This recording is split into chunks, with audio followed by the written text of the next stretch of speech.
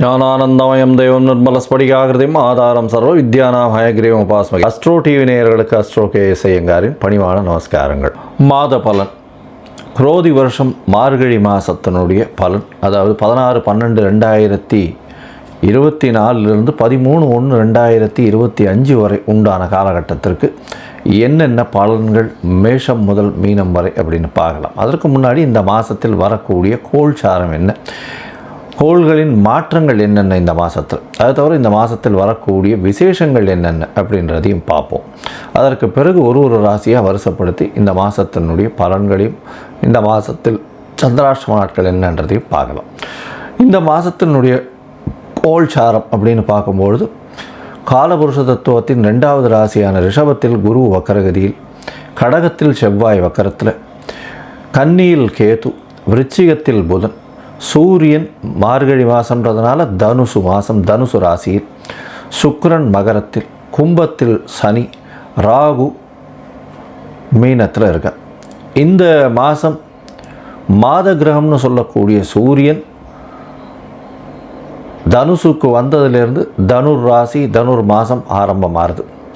அதாவது நம்ம சௌரமான மாதங்கள்ன்றதை கொண்டு நம்ம அதில் அந்த வழக்கத்தை வச்சுட்டு இருக்கோம். சந்திரமான மாதம் சௌரமான மாதம்னு இருக்குது. இது சௌரமான மாதத்தை இது பழக்கத்தில் கொண்டு வர்றதுனால சூரியன் ஒரு ராசியிலிருந்து மற்றொரு ராசிக்கு செல்றதை சௌரமான மாதம்னு சொல்லுவோம். விருச்சிகத்திலிருந்து தனுசுக்கு சூரியன் வர்றதை தனுர் மாதம் அப்படின்னு சொல்லி நம்ம மார்கழி மாதம் குரோதி வருஷத்தை ஆரம்பிக்கிறோம். இந்த 30 நாட்களில் பார்த்தாலேயானால் சுக்கிரன் மாறுறார். 30/12/2024 அன்னைக்கு மகரத்திலிருந்து கும்பத்திற்கு சுக்கிரன் மாறுறார். அது தவிர புதன் 1/1/2025 அன்னைக்கு விருச்சிகத்தில் இருக்கக்கூடிய புதன் தனுசுக்கு போகிறார். இது இந்த மாதத்தினுடைய மாத கிரகங்களினுடைய மாற்றம். பொதுவாகவே மாத கிரகங்கள்னு சொல்லக்கூடியது சூரியன், செவ்வாய், புதன் மற்றும் சுக்கிரன், இந்த 4 கிரகங்கள். இதில் செவ்வாய் இந்த மாதத்தில் மாற்றங்கள் இல்லை, அவர் வக்கரகதியில் இருக்கார். நீச்சம் பெற்று போய் வக்கரகதியாக இருக்கிறது ரொம்பவும் விசேஷம்.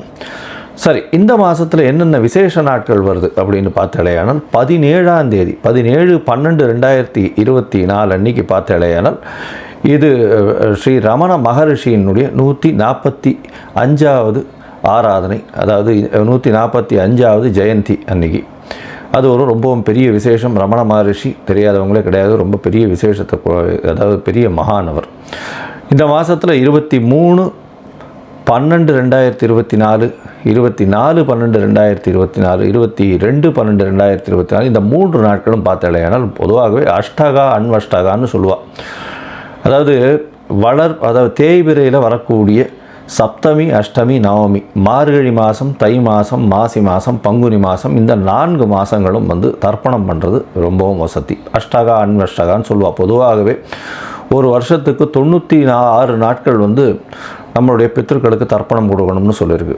அதில் இந்த மார்கழி மாதத்துலேருந்து மார்கழி, தை, மாசி, பங்குனி இந்த 4 மாதம் 3 நாள் சப்தமி, அஷ்டமி, நவமி, அதாவது தேய்பிரையில் வரக்கூடியது, அது கொடுக்கறது மூலியமாக 12 நாட்கள் இது அஷ்டகா அன்வஷ்டகாவினுடைய தர்ப்பணங்கள்னு சொல்லுவாள்.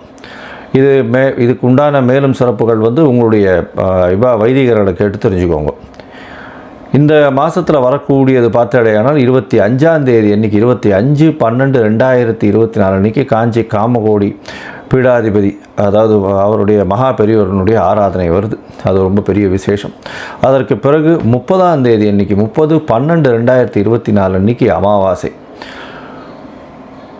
அமாவாசை மற்றும் இந்த மாதத்தில் வரக்கூடிய மூல நட்சத்திரம். அதனால் மார்கழி மூலம் ரொம்ப பெரிய விசேஷம், அனுவ ஜெயந்தின்னு சொல்லக்கூடியது. அதனால் ரொம்ப பெரிய விசேஷம் மார்கழி மூலம்.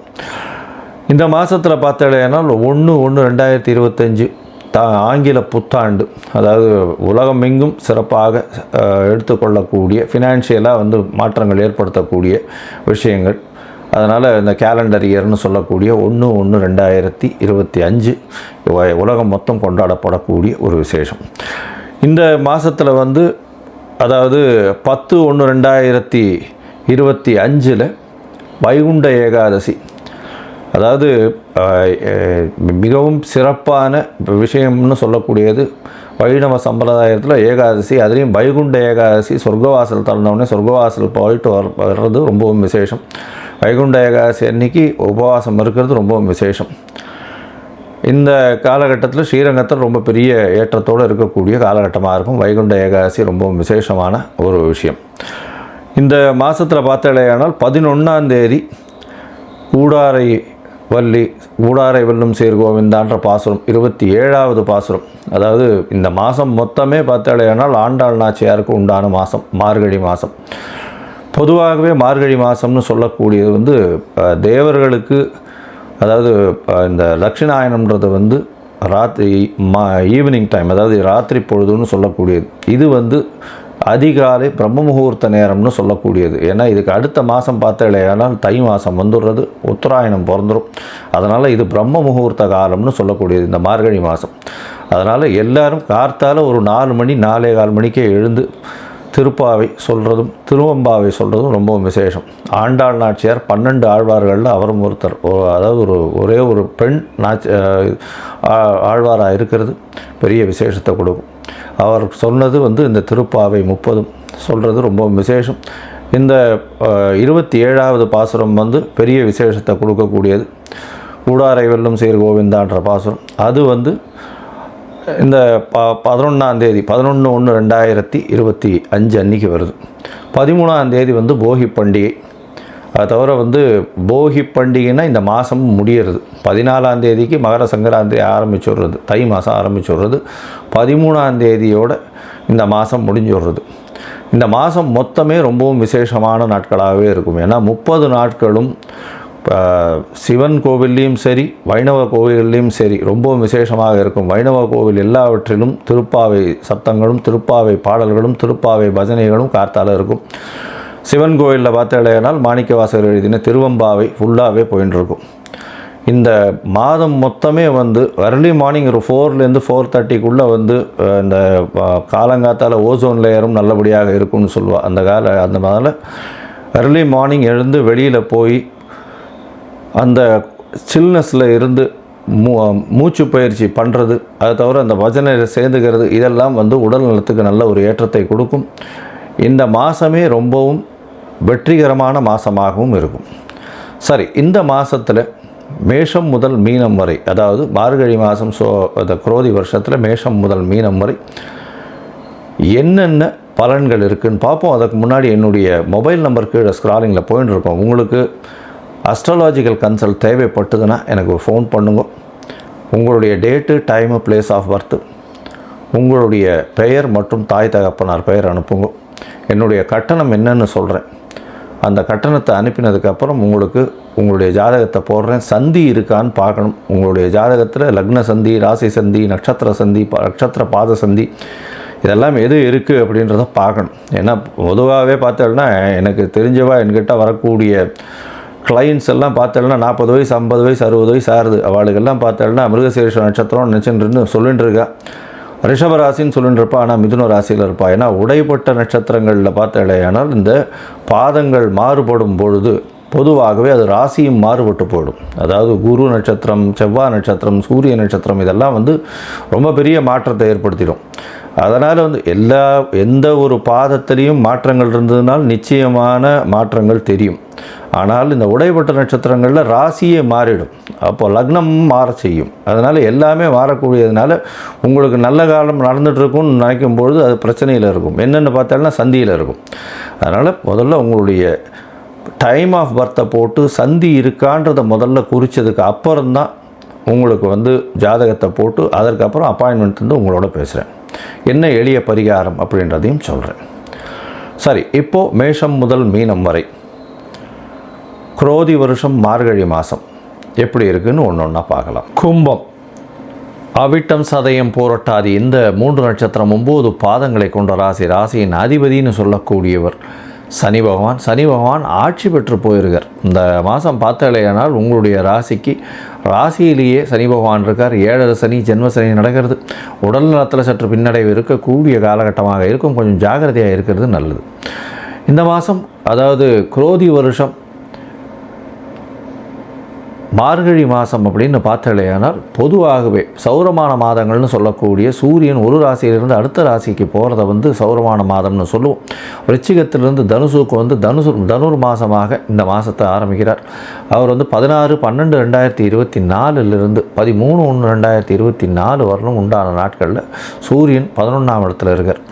இந்த மாதத்தில் பார்த்தாலேயானால் பொதுவாகவே மாத கிரகம்னு சொல்லக்கூடிய சூரியன், செவ்வாய், புதன் மற்றும் சுக்கிரன் இந்த 4 கிரகங்களுடைய மாற்றங்களை வச்சு தான் பலன்கள் சொல்லுவோம். ஏன்னா மாத கிரகங்கள்னு சொல்லக்கூடியது இது. உங்களுடைய ராசிக்கு பார்த்தாலும் 12ஆம் இடத்துல இருக்கக்கூடிய சுக்கிரன் நல்ல ஒரு ஏற்றத்தை கொடுப்பார். ஏன்னா உங்களுடைய ராசிக்கு 4ஆம் அதிபதி அப்படின்னு சொல்லக்கூடியவரும் 9ஆம் அதிபதினு சொல்லக்கூடியவரும் சுக்கிரன். அவர் 12ஆம் இடத்துல இருக்கிறது பெரிய விசேஷம். ஏன்னா அவர் மிகப்பெரிய ஏற்றத்தை கொடுக்கக்கூடியவர். படிக்கக்கூடிய மாணவர்கள் வெளிநாடு போய் படிக்கிறதுக்கு நல்ல ஒரு யோகத்தை கொடுப்பார். கணவன் மனைவிக்குள்ள நல்ல ஒரு அந்யோன்யத்தை கொடுக்கக்கூடிய காலகட்டமாக அமையும். ஏன்னா உங்களுடைய ராசிக்கு சப்தமாதிபதியும் 11ஆம் இடத்துல இருக்கிறது பெரிய விசேஷம். திருமண யோகம் நிச்சயமாக நடக்கும். திருமணம் ஆகக்கூடிய பாக்கியம் உண்டு. திருமணம் நிச்சயமாகக்கூடிய வாய்ப்புகள் நிச்சயமாக உண்டு. அது தவிர தை மாதத்தில் கல்யாணம் ஆகக்கூடிய பாக்கியம் நிச்சயமாக இருக்கும். உங்களுடைய ராசிக்கு பார்த்தாலேயானால் 12ஆம் இடத்துல சுக்கிரன். அதனால் வந்து மறைந்த இடத்திலிருந்து நல்ல ஒரு ஏற்றம் கிடைக்கும். வெளிநாடு வெளியூர் போகக்கூடிய வாய்ப்பு உண்டு. வெளிநாட்டு பணம் வரக்கூடிய வாய்ப்புகள் உண்டு. கணவன் மனைவியிலேயே நல்ல ஒரு ஒற்றுமை இருக்கக்கூடிய காலகட்டமாக அமையப்போகிறது. இந்த மாதம் பார்த்தாலேனா உங்களுடைய ராசிக்கு 10ஆம் இடத்துல புதன். அவர் வந்து உங்களுடைய ராசிக்கு 8ஆம் அதிபதி, 5-8 அதிபதினு சொல்லக்கூடியவர். இதன் மூலியமாக 10ஆம் இடத்துல புதன் இருக்கிறதும் பெரிய ஏற்றம். அதன் மூலியமாக வெளிநாடு சம்பந்தமாக தொழில் அபிவிருத்தி இருக்கக்கூடிய காலகட்டம். 4ஆம் இடத்துல இருக்கக்கூடிய குரு பகவான் வக்கரகதியில் இருக்கார். வக்கரகதியில் இருக்கிறதுனாலே பேச்சில் நல்ல ஒரு ஏற்றம் இருக்கும். பண வருவாய்க்கு பஞ்சம் இருக்காது. இருந்தாலும் உடல்நிலையில் சற்று பின்னடைவு இருக்கும். உங்களுடைய ராசிக்கு 3ஆம் அதிபதி 6ஆம் இடத்துல நீச்சமாகி வக்கரகதி அடைகிறதன் மூலியமாக முயற்சிகள் எல்லாமே வெற்றி பெறும். அதை தவிர இந்த போட்டித் தேர்வு அது வந்து நிச்சயமான வெற்றி இருக்கும். கண்டிப்பாக அரசாங்க சம்பந்தமான உத்தியோகங்கள் கிடைக்கக்கூடிய வாய்ப்புகள் நிச்சயமாக உண்டு. ஏன்னா 12ஆம் இடத்துல இருக்கக்கூடிய சுக்கிரனும் இந்த செவ்வாயை பார்க்கறது பெரிய விசேஷத்தை கொடுக்கும். இந்த மாதம் உங்களுடைய ராசியிலேயே சுக்கிரன் வரர். அதாவது ஒரு 30/12/2024 அன்றைக்கி உங்களுடைய ராசியிலேயே வரர். இந்த ராசியிலேயே வரும்பொழுது பெரிய ஏற்றத்தை கொடுக்கக்கூடிய காலகட்டமாக அமையும். ஏன்னா உடல்நிலையில் பிரச்சனை இருந்தது. 8ஆம் இடத்துல கேதுவும் ராசியிலேயே சனி பகவானும் இருந்ததுனால பிரச்சனை இருந்தது. அது வந்து கொஞ்சம் கம்மியாகக்கூடிய வாய்ப்புகள் உண்டு. சுக்கிரன் உங்களுடைய ராசியில் வந்த உடனே உடல்நிலையில் சற்று ஏற்றம் இருக்கும். மென்டல் ஸ்ட்ரெஸ்ஸிலேருந்து கொஞ்சம் ரிலீவ் ஆகக்கூடிய வாய்ப்புகள் உண்டு. இந்த மாதத்தில் பார்த்தாலேனால் 10ஆம் இடத்துல இருக்கக்கூடிய புதன் உங்களுடைய ராசிக்கு 11ஆம் இடத்துக்கு வரார். சூரியனோட சம்பந்தம் தவிர வந்து 6ஆம் அதிபதி 11ஆம் இடத்துல இருக்கிறதுனால வெளிநாடு போகக்கூடிய பாக்கியம், வேலையில் ப்ரமோஷனும், வேலையை விட்டு மாற்றங்கள் ஏற்படக்கூடிய வாய்ப்பும் நிச்சயமாக இருக்கும். இதன் மூலியமாக உங்களுக்கு அபரிமிதமான பண வருமானம் இருக்கக்கூடிய காலகட்டமாக இந்த மாதம் அமைய போகிறது. இந்த மாதத்தில் உங்களுடைய முயற்சிகள் எல்லாமே வெற்றி அடையக்கூடிய வாய்ப்புகள் உண்டு. இருந்தாலும் சில நாட்கள் முயற்சியை தள்ளி போகிறது நல்லது. அந்த சில நாட்கள்னு சொல்கிறது வந்து சந்திராஷ்டம நாட்கள்னு சொல்கிறோம். இந்த சந்திராஷ்டம நாட்களில் புதிய முயற்சி வேண்டாம். வெளியூர் வெளிமாநில பிரயாணம் வேண்டாம்னு சொல்கிறோம். ஒருவேளை பண்ண வேண்டிய கட்டாயத்தில் இருந்தீங்களே ஆனால் சந்திர பகவானுக்கு உண்டான எளிய பரிகாரம் அப்படின்னு சொல்லக்கூடிய ஒரு உங்களால் முடிஞ்ச அளவுக்கு நெல், பச்சரிசி வாங்கி கொடுத்துட்டு போகிறது. அருகில் இருக்கக்கூடிய இந்த அனும ஜெயந்தி வருது, ஆஞ்சநேயர் கோவிலில் கொடுத்துட்டு போனீங்கன்னா உங்களுக்கு ஒரு நல்ல ஏற்றமும் மாற்றமும் இந்த மாதம் நிச்சயமாக வரும். இதை தவிர பார்த்தாலேயானால் இந்த கும்பராசிக்காரர்கள் அவர்கள் பார்த்தாலேனா துப்புரவு தொழிலாளர்களுடைய மேலாளர்களாக இருக்கிறவங்க, ஹெச்ஆரில் இருக்கிறவங்க, அரசியல் சம்பந்தமான அரசியல் சூழலில் இருக்கிறவங்க, அதை தவிர ரெவல்யூஷனரி லீடர்ஸ்ன்னு சொல்லுவாங்க, மாற்றத்தை ஏற்படுத்தக்கூடிய ஒரு வேலையை செய்யக்கூடியவர்கள். அதை தவிர வந்து இந்த மாதத்தில் சனி ஆட்சி பலம் பெறுறதுனால பெரிய ஏற்றம், சசயோகம்னு சொல்லக்கூடியது. அதனால் ராசியிலேயே இருக்கிறது பெரிய விசேஷத்தை கொடுக்கக்கூடியது. அரசியல் சம்பந்தம், அதை தவிர வந்து இந்த இரும்பு சம்பந்தமான, நெருப்பு சம்பந்தமான வியாபாரம் பண்ணுறவாளுக்கெல்லாம் பெரிய ஏற்றம் கிடைக்கும். எள்ளுனுடைய அதாவது விதைகள் இதெல்லாம் வியாபாரம் பண்ணக்கூடியவங்க, இவங்களுக்கு பெரிய ஏற்றம் இருக்கும். எண்ணெய்கள், குரூட் ஆயில், பேட்ரி இதெல்லாம் வந்து பெரிய ஏற்றத்தை கொடுக்கக்கூடிய காலகட்டமாக அமையப்போகிறது. இந்த மாதத்தில் வந்து இந்த எல்லா முயற்சிகளும் வெற்றி பெறணும்னு சொல்லணும். சில நாட்கள் தள்ளி வைக்கணும். அது வந்து சந்திராஷ்டம நாட்கள்னு சொல்கிறோம். இந்த சந்திராஷ்டம நாட்கள்னு சொல்லக்கூடியது பார்த்தடையானால் 22ஆம் தேதியிலிருந்து 24ஆம் தேதி வரலும், அதாவது கும்பராசிக்காரர்களுக்கு 22/12 25/12 காத்தால வரலும் வந்து சந்திராஷ்டமம் இருக்குது. புதிய முயற்சி வேண்டாம், வெளியூர் வெளிவாழ்னா பிரயாணம் வேண்டாம்னு சொல்கிறோம். அது ஒருவேளை நீங்கள் பண்ண வேண்டிய கட்டாயத்தில் சில காரியங்கள் இருந்ததுன்னா சந்திர பகவானுக்கு உண்டான எளிய பரிகாரம்னு சொல்லக்கூடியது ஒரு 10 குடம் தண்ணி வந்து அருகில் இருக்கக்கூடிய விநாயகருக்கு கொண்டு போய் அபிஷேகத்தை கொடுத்துட்டு போங்க. உங்களுடைய சந்திராஷ்டமத்தின் தாக்கம் நிச்சயமாக குறையும். நீங்கள் வந்து இந்த மாதம் கண்டிப்பாக இந்த மார்கழி மூலத்துக்கு ஆஞ்சநேயரை போய் வழிபட்டுட்டு வாங்க. ஏன்னா ஜென்மத்தில் சனி பகவான் இருக்கார், சனியை கட்டினவர்னு சொல்லக்கூடியவர் ஆஞ்சநேயர். அதனால் நாமக்கல் போய் ஆஞ்சநேயரை வழிபடுறதும் அருகில் இருக்கக்கூடிய ஆஞ்சநேயரை வழிபடுறதும் நல்ல ஒரு ஏற்றத்தையும் மாற்றத்தையும் உங்களுக்கு கொடுக்கும்.